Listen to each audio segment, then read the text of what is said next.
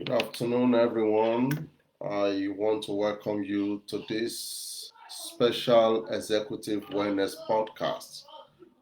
Today, I will be speaking on a topic that I have titled, Are You Stressed or Distressed?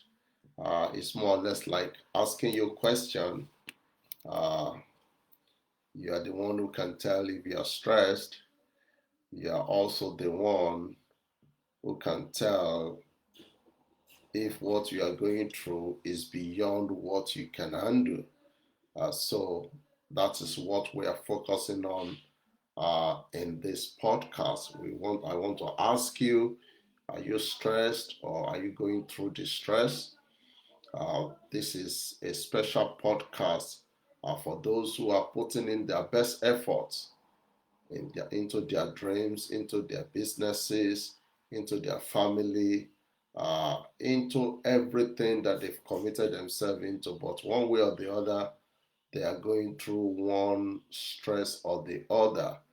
This is a podcast for you that will help you to know how to navigate yourself through those unpleasant circumstances.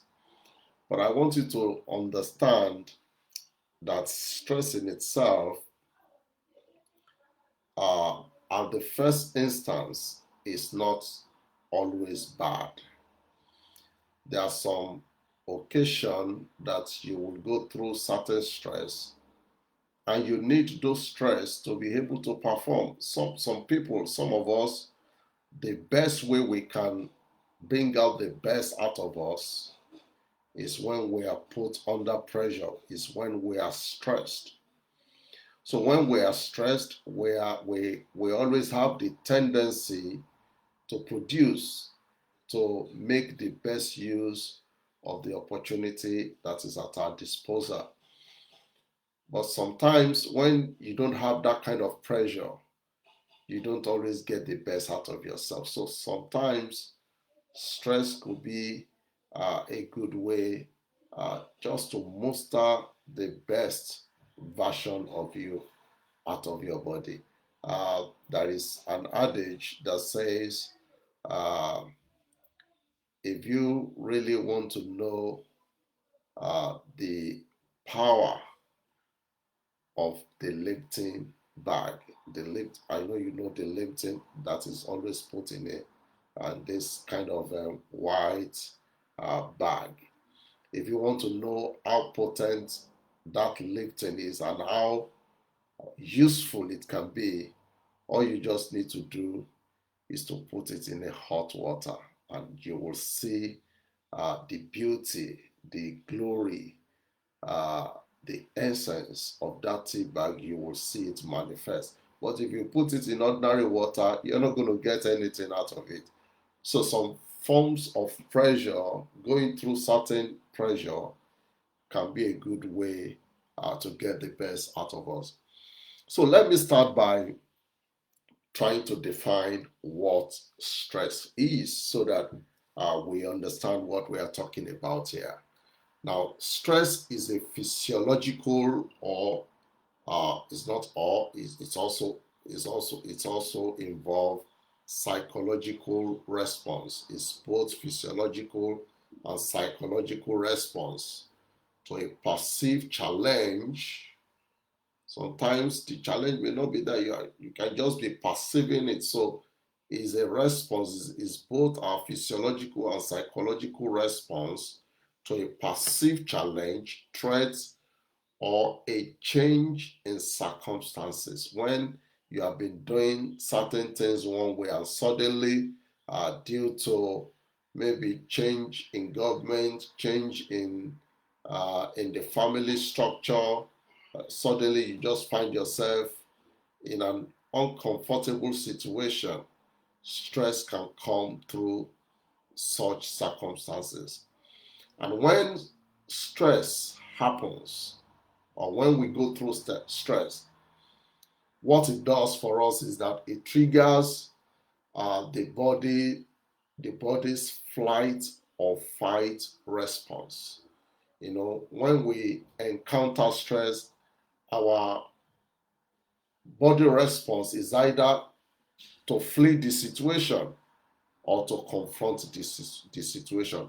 But however, when we attempt to confront the situation, what it does, or even when we want to flee the situation, what it does is to release certain hormone in our body system, like cortisol and adrenaline, to prepare how we are going to handle uh, the situation. And that is what stress does in our body, is to trigger that fight or flight response by stimulating certain hormone in our system to prepare us on how to engage the condition or the challenge that is in front of us. Like I said at the beginning, stress can be positive. It is not all stress that are negative. There are some stress that are good stress. Sometimes you need to go through those kind of stress to get the best out of you. So stress can be positive, it can be motivating, it can motivate you to meet the deadlines of certain projects, it can help you to achieve your goals. And at the other hand, it can also be negative, causing strain, and if prolonged, it can be so intense that it can then lead to something else. And we're going to talk about that. Now, I'd like to cite some examples of certain stress that we can go through that we can categorize as good stress. For example, if you just start a new job or you just got a promotion, of course, it's not just going to be bed on the roses for you, a bed of roses for you. It's going to bring its own challenge, and you are going to learn new things on the job or in the new position that you have occupied. You're going to face a new challenge. So it's going to bring a learning opportunity for you.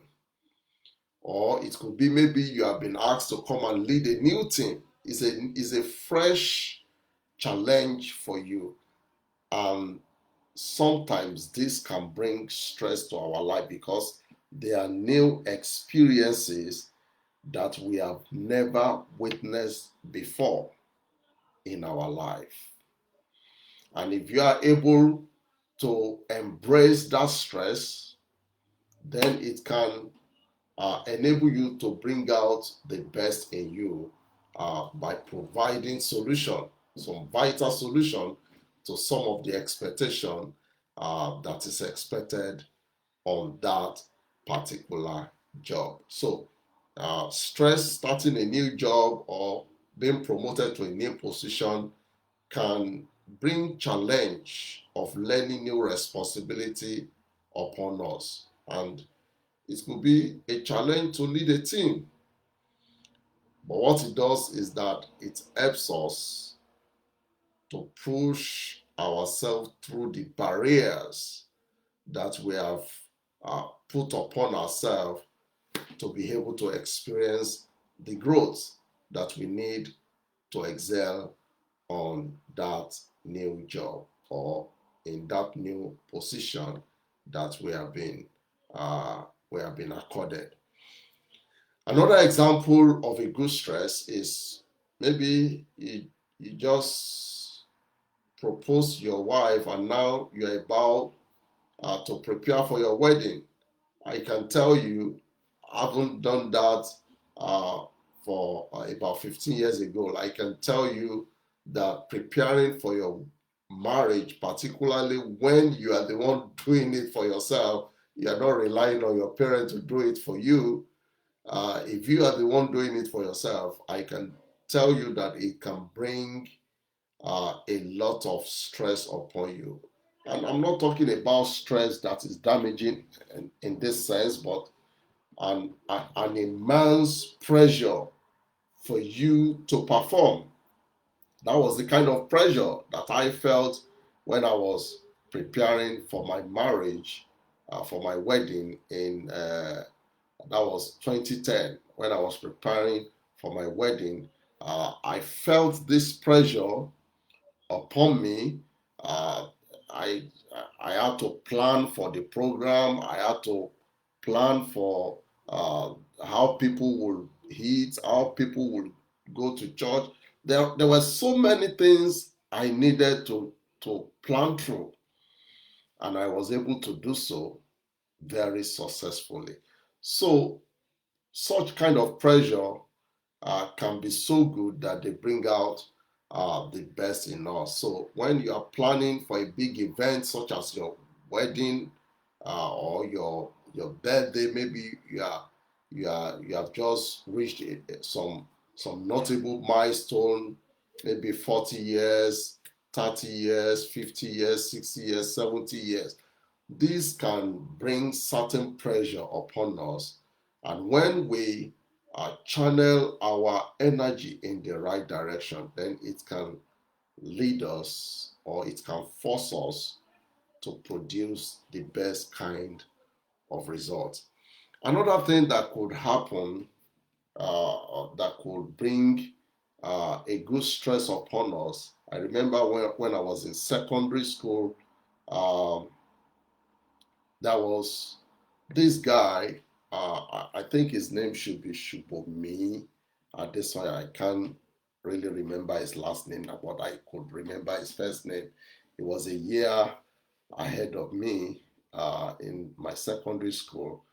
Uh, we were in the boarding house together. One thing I noticed about this guy was that every morning before everybody wakes up, he's already awake, he's running all over the places, he's running several times on the field of the school, he's jogging all over the place. Before everybody wakes up, he's already done about an hour exercise, training himself, just to be fit.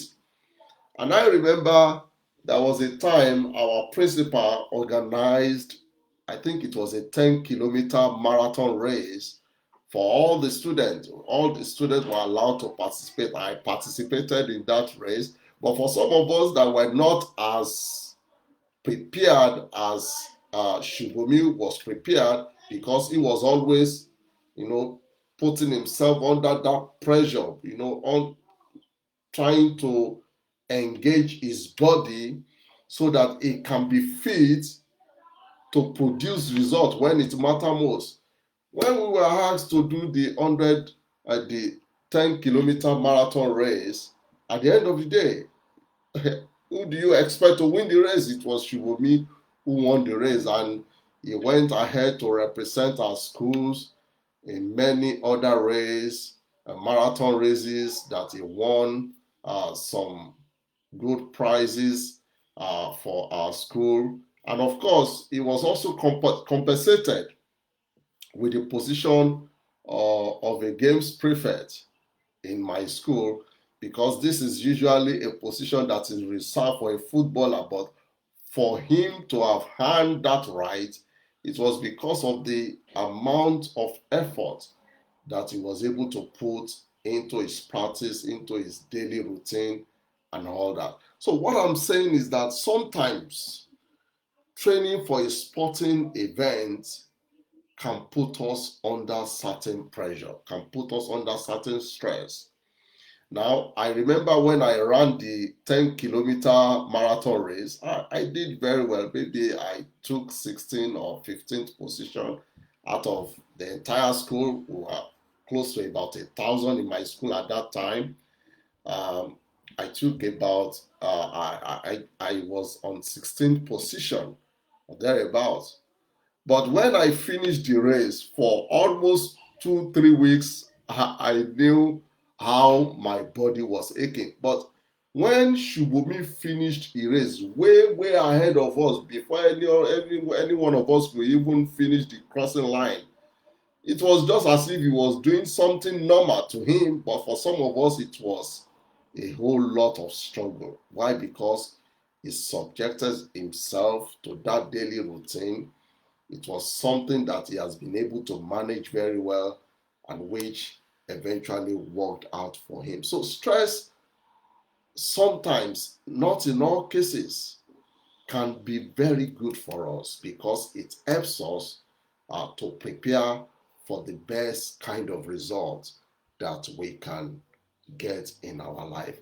Another thing that can put pressure on us is the pressure of public speaking. And I'm going to share my own experience with you. The pressure of public speaking is so real.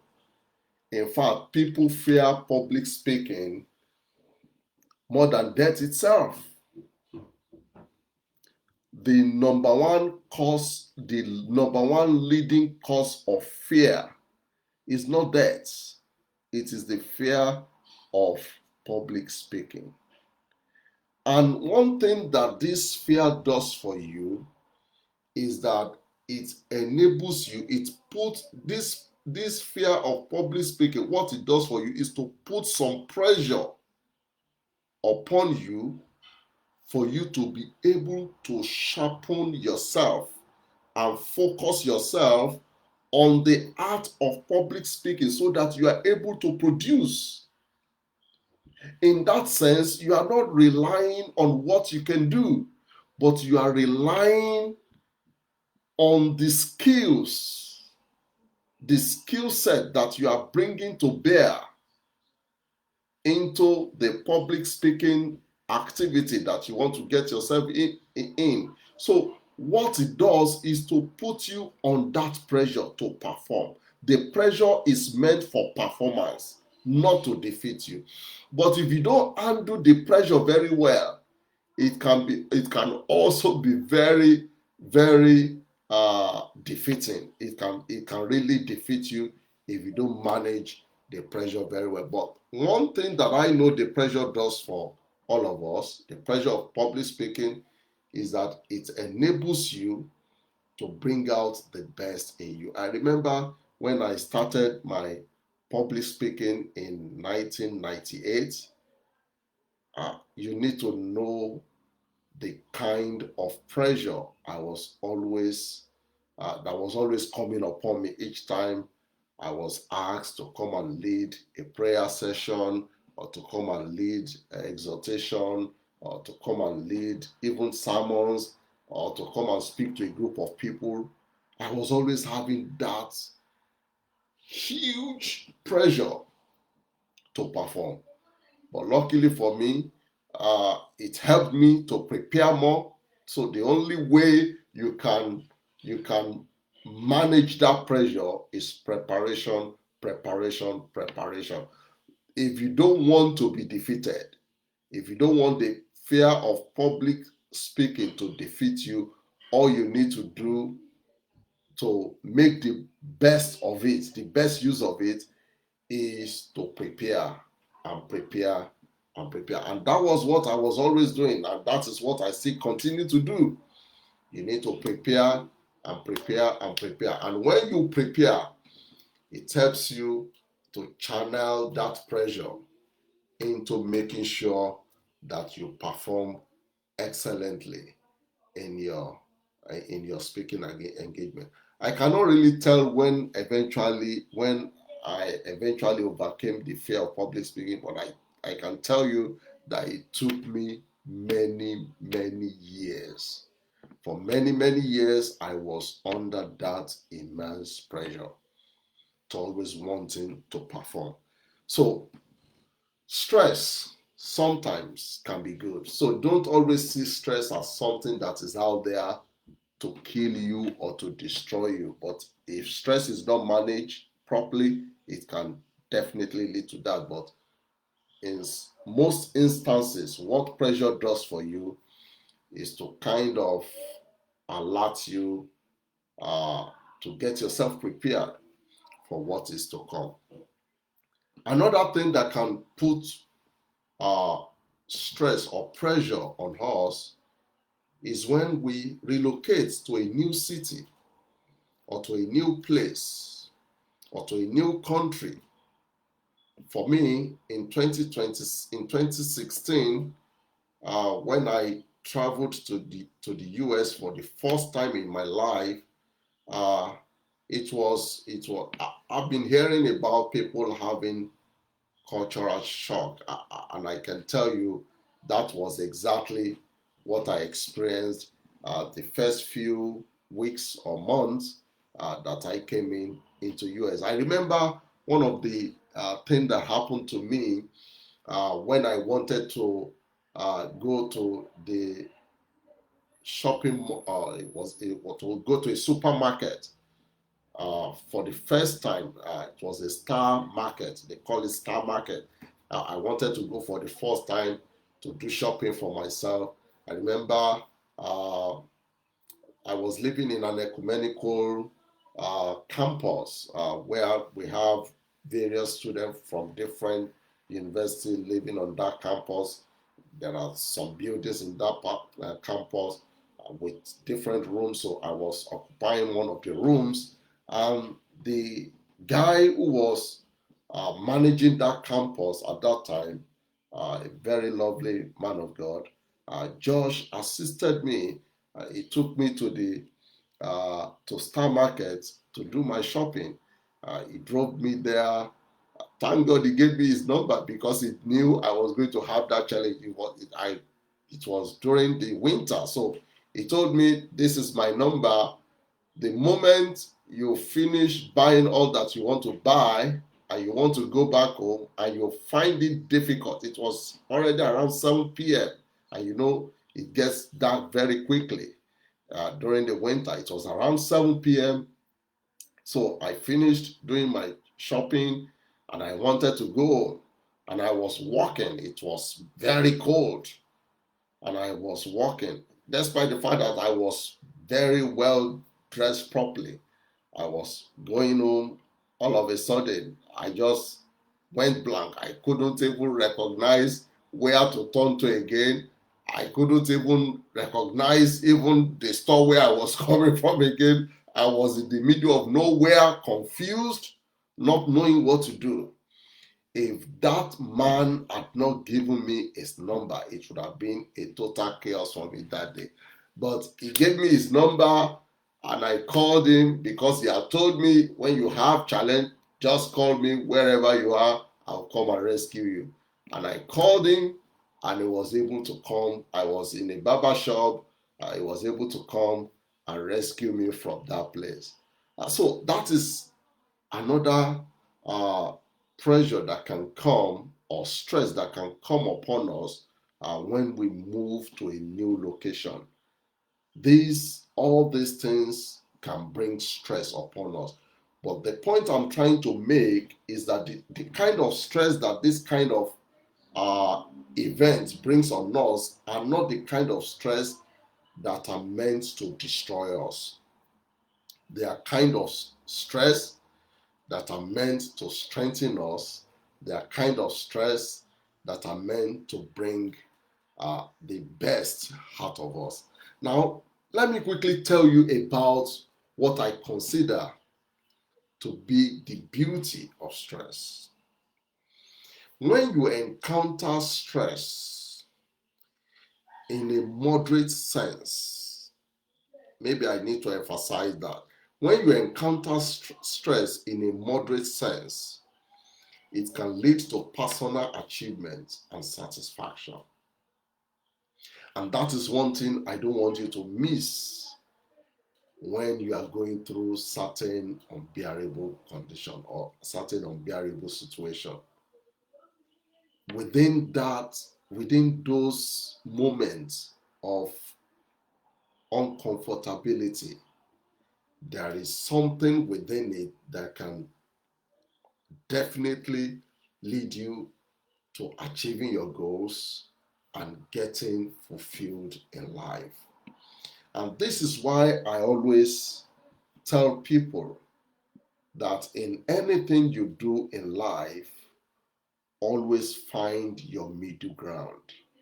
Always find your middle ground, because it is in finding your middle ground about everything in life that is where your satisfaction and attainment is in life.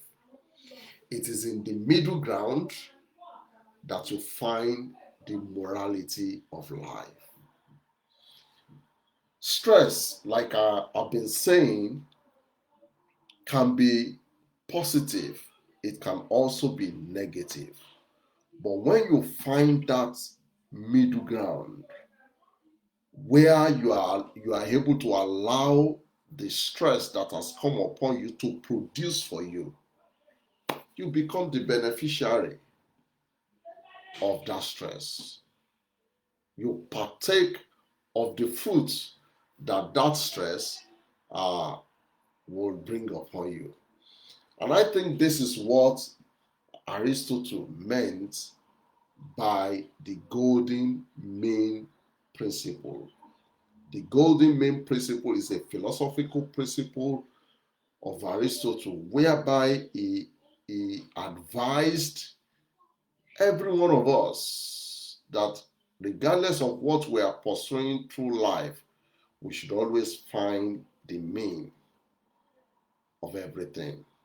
That is, don't go to the far right or go to the far left. And this is where I usually have problem with the far right and the far left of American democracy. If you look at what the Republicans, for example, if you look at some of the argument they are making, you discover that it is far, far, far, far, far, far, far to the right. And then when you look at the Democrats, who is supposed to bring you away from those stress and struggles, they, rather than also staying in the middle, they also go to the far left.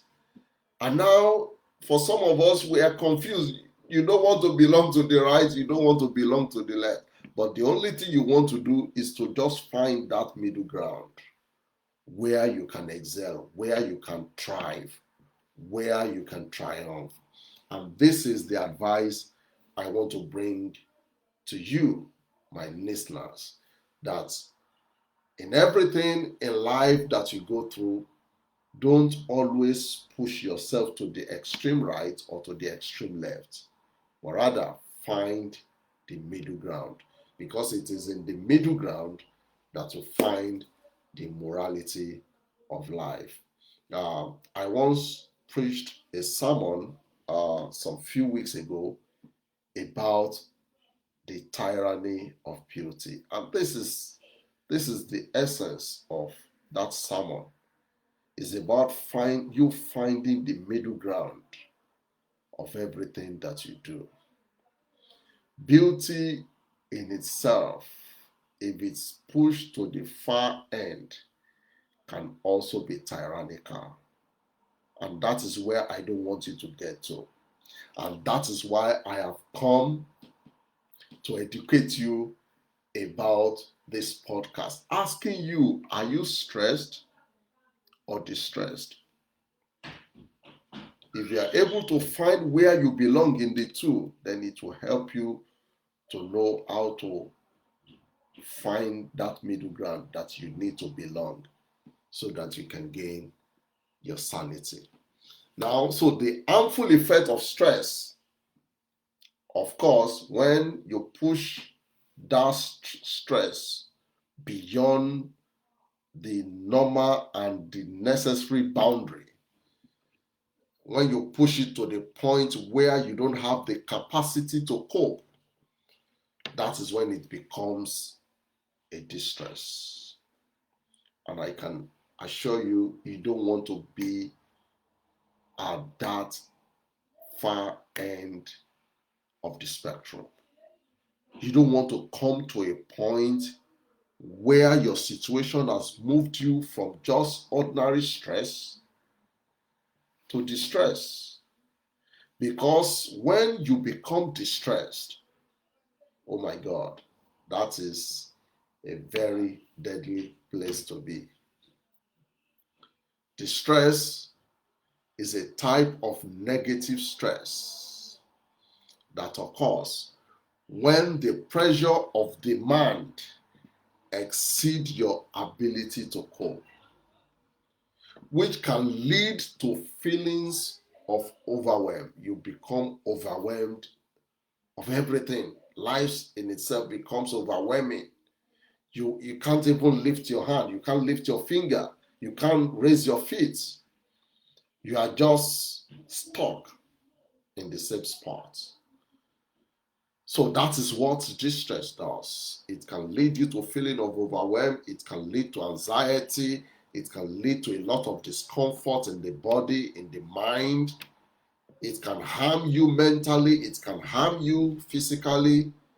It can lead to certain symptoms such as fatigue in your body, irritability of everything around you. You are irritated with your children, you are irritated with your wife, you are irritated with your husband. You don't want to talk to anyone, you don't want to talk to anybody in your place of work.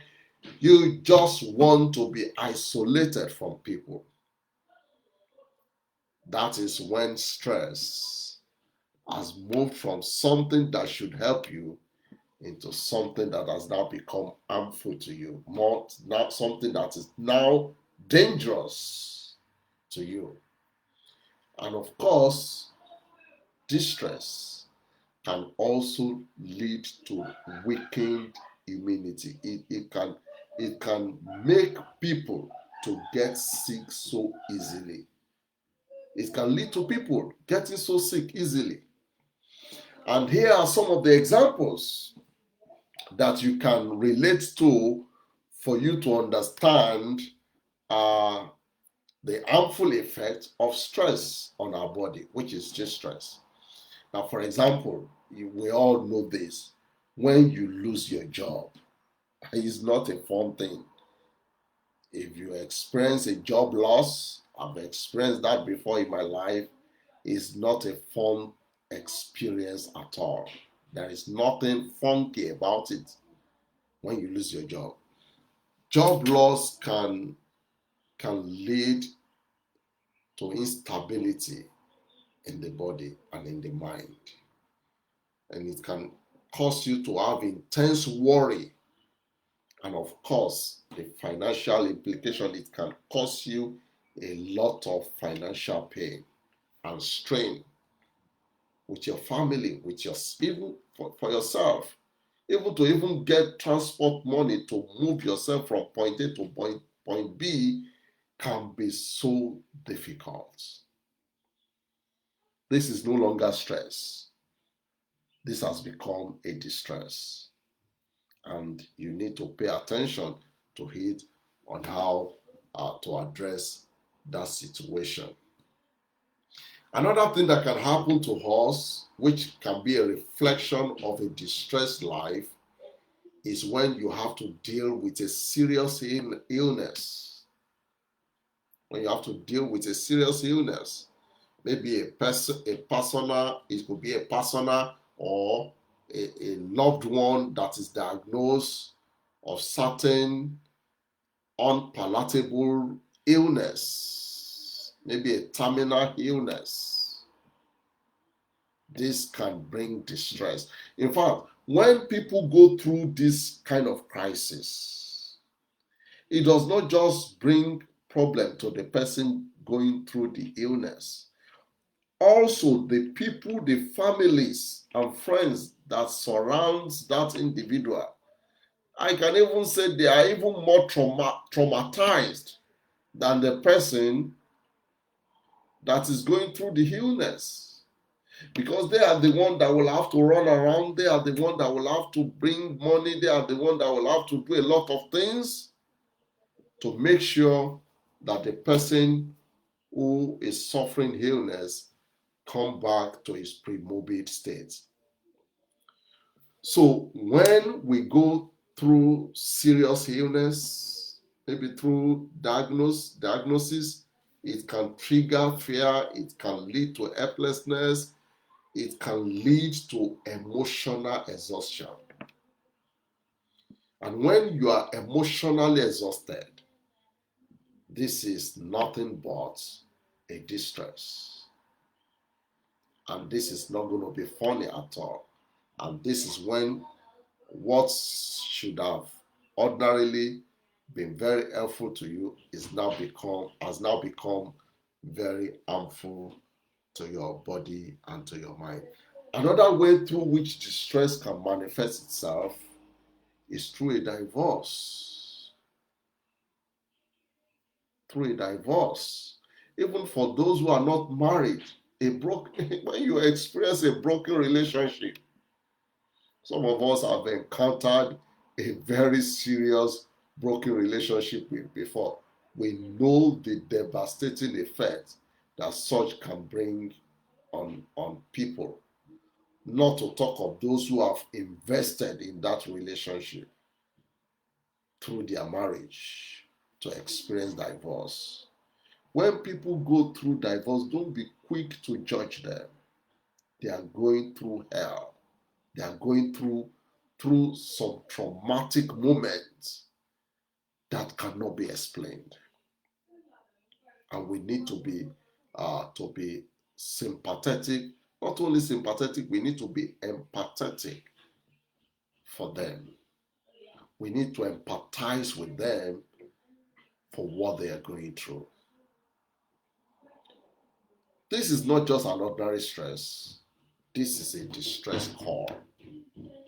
A broken relationship, a divorce is not something that I always encourage people to go through. It's not good for the couple. It's not good for the children. It can lead to all sort of illness and diseases. It can easily lead to depression.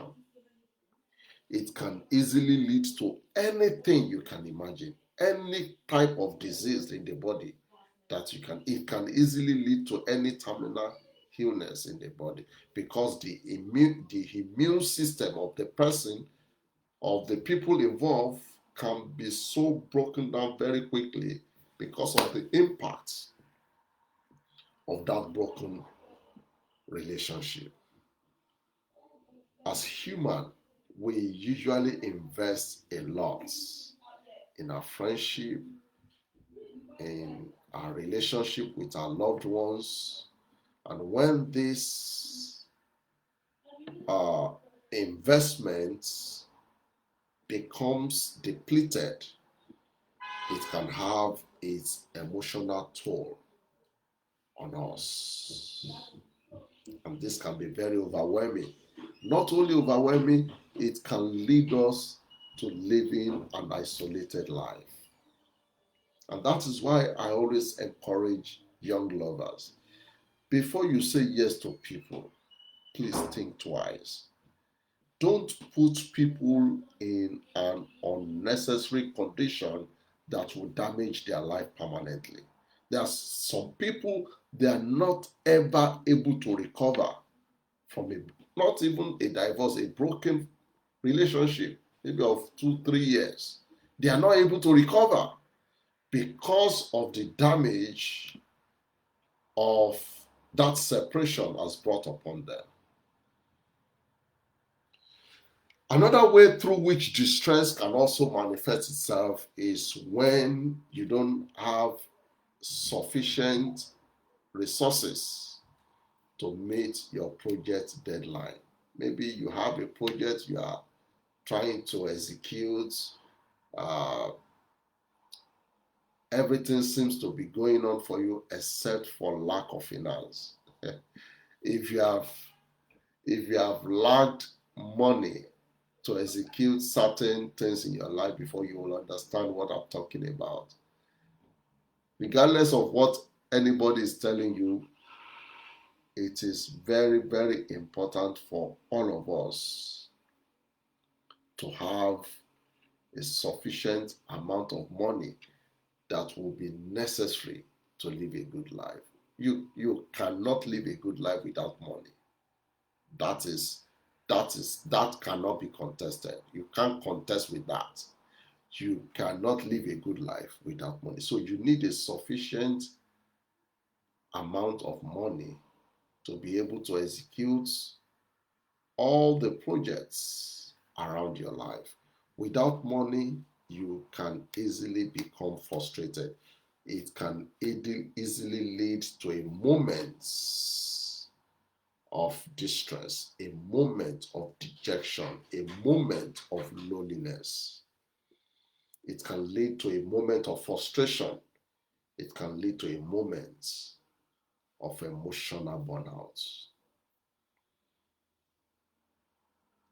So, resources, I would say, by every means, is something that you must strive to acquire in your life. But then when you do it, make sure you do it putting uh, the golden mean of Aristotle at the back of your mind as a way of engaging with financial resources. Make sure you find that middle ground. Make sure you balance up everything so that you are not to the extreme end of excessive wealth or to the extreme opposite end of poverty. Both are not good. So you just have to find that middle ground where you're able to use your wealth to help the less privileged. Another thing that reflects when someone is going through distress is when we experience a traumatic event. I've said something about serious illness, which is also in its own is traumatic. But there are some certain trauma that we can go through that does not necessarily have to be through sickness or illness. When somebody suddenly have a car accident, for example, it can bring a very devastating effect, a traumatic effect on that person and the family of that person. A car accident, the death of a loved one, a natural disaster such as earthquake, tsunami, or whatever, they can lead to distress. They can cause prolonged anxiety in people. It can lead to fear of unknown in people, or it can even lead to what psychologists call post-traumatic stress. Sometimes it is not even what happens to you that is the problem. It is what happens to you after what happens to you. That is what is happening to you after what has happened to you. The consequences of the things that are happening in your body after you have an experience. That is what they call post-traumatic stress. This can be caused when we experience certain traumatic events, such as the ones I have just mentioned. Now, the dangerous thing about this event is that when these situations becomes unmanageable, when you are not able to manage them very well, they can negatively impact your mental and physical well-being. They can damage your mental well-being, they can damage your physical well-being. Now, since we are already talking about distress, I'd like you to know that distress doesn't just happen just like that. There is usually a footprint that we can see. We can begin to see the pattern, the sequence that the distress is taking before it becomes a full-blown event in somebody's life. And usually when distress wants to happen, before it becomes full-blown, it begins to manifest with anxiety. That is the starting point of distress, anxiety. When you become so anxious to the point that you cannot control yourself, you cannot control your emotion, you cannot control your thoughts, you are just confused. You're just anxious. You are gripped with fear of unknown. You can't predict what is going to happen next. That is the signature of distress, anxiety. And what is anxiety? Anxiety is simply a manifestation of unmet expectation. When you have certain expectations and those expectations are not met, then you are greeted with anxiety. Nothing more, nothing less. That is what anxiety is once you are not able to meet your expectation, then anxiety kicks in, which is the starting point of distress. So in my mind, I am thinking if you want to deal with distress before it even comes to that point, let's begin to attack the anxiety, which is the signature of distress. Let's begin to attack it. Let's handle it in such a way that we are able to put it under a check so that it doesn't destroy our life. So what are the things that you need to do for you to overcome anxiety? What do you need to do? What do you need to put in place? What coping strategy, what mechanism do you need to put in place to control anxiety so that it doesn't lead to a full-blown distress that can endanger your life? How do you overcome anxiety? Number one, this may sound very simple, but it is true. You need to pray. And this is one thing I have discovered about prayer. I have discovered that prayer is a common practice across most religions of the world. There is virtually no religion where they don't make prayer in one form or the other. And this is why I believe prayer is so potent. You need to pray. And like the Bible admonishes us, we have to do it in season and out of season. Even when you don't feel like praying, you need to pray. You need to pray. If you are anxious, you need to pray.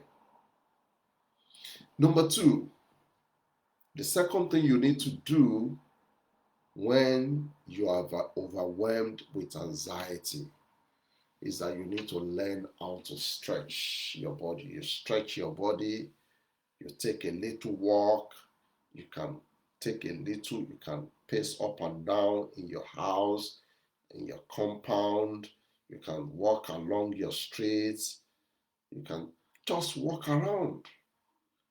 Don't bottle all the tension in one spot, just sitting in one place and allowing yourself to soak in the tension. You need to have an outlet through which you can allow this tension to go out of your system. We need to shake out the tension so that we can release the endorphins that can serve as a pain reliever. Just like you have your Tylenol, which in some countries like Nigeria, which they call paracetamol. Just like your paracetamol, your Tylenol, your ibuprofen will help relieve pain from your body. When you stretch yourself, you walk around, you shake yourself of tension that is overwhelming you, it releases the endorphins, which act like a natural pain reliever in your system, taking off the tension of your body. Another thing you can do to overcome anxiety is that you must learn to engage the usage of certain mantra. I don't know which one will work best for you, but I know which one has been working for me. So it will be better if I can just tell you what has been working for me. Maybe it can work for you, or maybe you will need to find the one that will also work for you. The mantra that has worked for me for almost 30 years is the mantra that you can find in Philippians chapter 4, verse 13. And it says, I can do all things through Christ who strengthens me. I can do all things through Christ who strengthens me.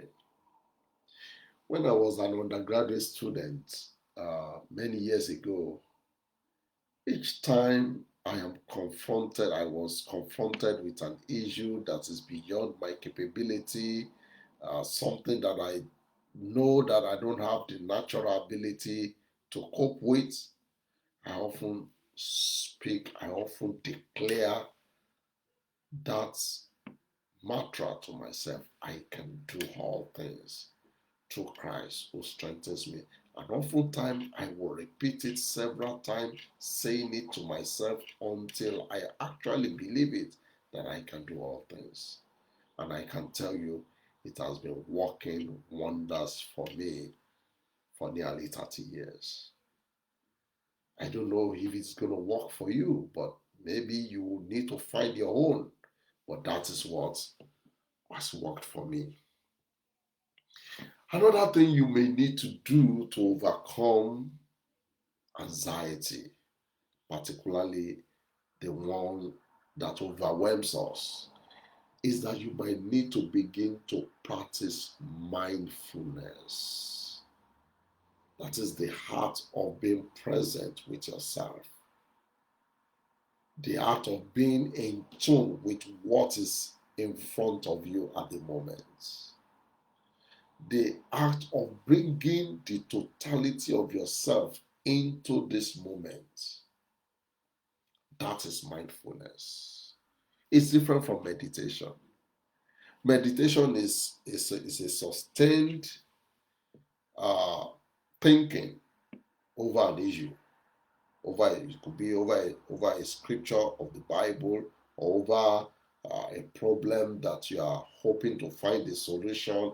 You're just thinking through that problem until you eventually find a solution. But that is not the way mindfulness works.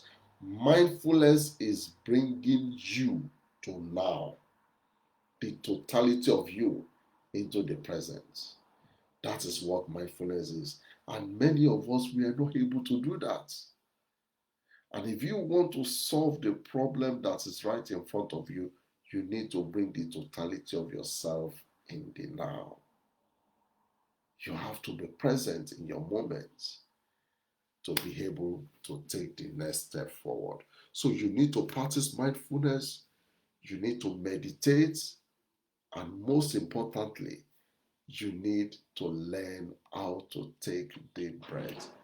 If I ask you, when last did you hear yourself breathe? You will be so shocked that some of us, we have not heard ourselves breathe in years, in months, in weeks. And these are things that we should be paying our attention to. Can you just take a moment and just hear yourself breathe? Hear the sound of your breathing. It shows that you are present. That is what it's telling you. Many people don't even know that their breathing has a sound. But because they are so overwhelmed, they have been so overrun with issues, they can't listen to themselves. But you need to be able to listen to yourself as you take a deep breath. Isaiah 26, verse 3 says, you will keep him in perfect peace, whose mind is stayed on you. If you are not a Christian and you are worried, why is he quoting scripture? Well, these are the resources, spiritual resources that I have to rely upon to be able to come to you to share what I'm sharing with you. If I don't have these resources, I won't be here sharing this with you. It is because these are the resources that has worked for me, and that is why I have brought them to you so that they can help you. You will keep him in perfect peace, whose mind is stayed on you. Still talking about mindfulness, being present in the moment, being available for what is right in front of you. And last but not the least, what you need to do to overcome anxiety, you need to learn gratitude. You need to learn to be grateful. You have to be grateful for life. You have to be grateful for your children. You have to be grateful for your husband. You have to be grateful for your wife. You have to be grateful for your parents. You have to be grateful for your friends, for the gift of friendship. You have to be grateful for all that life has bestowed upon you. Gratitude. You have to demonstrate that every day of your life. So if I may ask you, what are you grateful for today? What will be your response? Or are you not grateful for life? There are many people that wished they could be alive today, but they are no more. You have to be grateful. You have to be grateful. Gratitude, I believe, is the most potent antidote for an anxious life. You have to be grateful. If anything has gone wrong in your life, it could have even been worse than what you are going through presently. It could have been worse. But you have to be grateful. Now, when I'm saying you need to be grateful, you need to be grateful. Let me tell you the power of gratitude. Let me demonstrate what gratitude has the capacity to do for you. Now, I know you must have heard about placebo, the placebo effect. The way placebo effect works is that it is used in treating people who have certain condition that could be healed, uh, naturally, but who believes that they need to take something before they can be healed. So what the doctor will do in such a situation is that they will just give them a tablet that does not have anything. It doesn't have any positive thing to add to the body other than it's something that cannot kill them. They will give them that thing and they will believe that they are taking something that will provide healing for their body. And they will be taking it religiously, believing that it is the drug that is given to them that is doing the wonder, not knowing that it is their act of gratitude to the fact that this thing can work for me is what is causing them to have the good life or good health that they are enjoying. That is the way gratitude works. Even when we are going through the most difficult moment of our life and we need certain spiritual medicine that could help us. We need prayer, we need this, we need that. Why not just taking that placebo tablet of gratitude and continue to inject it into your body? Before you know it, all your distress will be gone. And when you become grateful to God, then you can fully understand what the Bible meant when the Bible says that the Lord will give you the peace that passes all human understanding. This is what gratitude does for you. It gives you the kind of peace that human reasoning cannot explain, that human understanding cannot describe. That is what you get when you become somebody who is grateful for everything around him. I believe I've been able to inspire you this afternoon with this podcast. I hope to hear amazing news, amazing impact that this podcast is making on you. Why not talk to me on the comment section? Ask me your questions. If you have anything bothering your mind, say it to me. I want to hear from you. And then I can assure you that I will respond to you and wish that you will be in the good health that your Creator has destined for you. Until I meet you again next time, I want to say bye-bye for now. Thank you for listening attentively. Hope to see you on the other side of greatness. Bye-bye.